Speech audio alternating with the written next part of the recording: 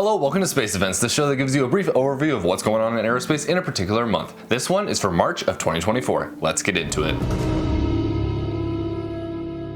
First up, SpaceX is sending crew to the International Space Station on Crew 8, the 8th operational crew mission to the International Space Station for SpaceX's Crew Dragon capsule underneath NASA's Commercial Crew Program.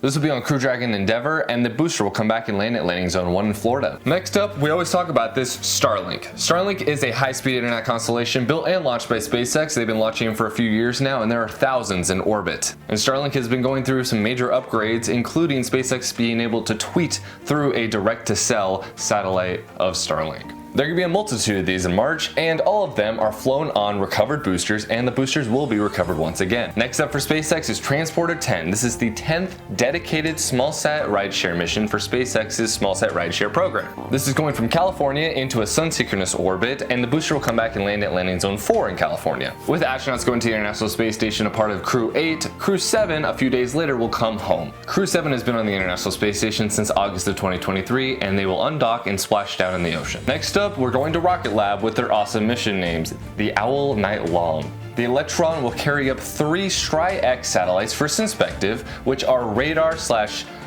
observation satellites. Lots happening in the International Space Station this month. Let's go back to SpaceX with CRS-30. CRS-30 is the 30th cargo resupply mission to the International Space Station for SpaceX's Cargo Dragon capsule. This is all part of NASA's Commercial Resupply Services contracts, and the booster will come back and land at Landing Zone 1.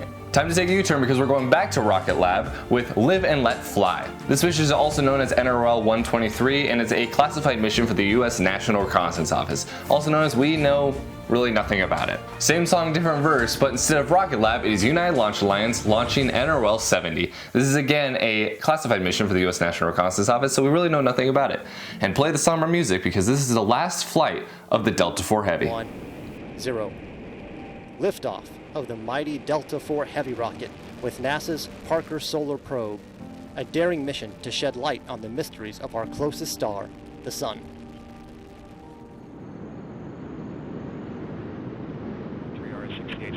The U.S. National Reconnaissance Office is super busy this month because another mission is going up for them, NROL 174 for Northrop Grumman. This one going out of California, and we know really nothing about it. We talk about it basically every single month, but it's a test program, so it keeps getting delayed, and that's normal. It's Starship's third integrated flight test. Starship Ship 28 and Booster 10 will lift off and hopefully complete, a trajectory that is similar to the first 2 flight tests. A list of 70 improvements was just released by SpaceX on how they are getting better from flight 2 to 3.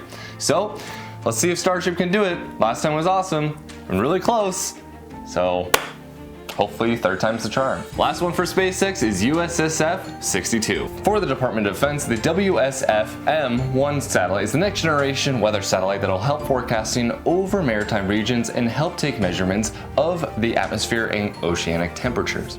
With that, we're on to our favorite segment, Moon Time.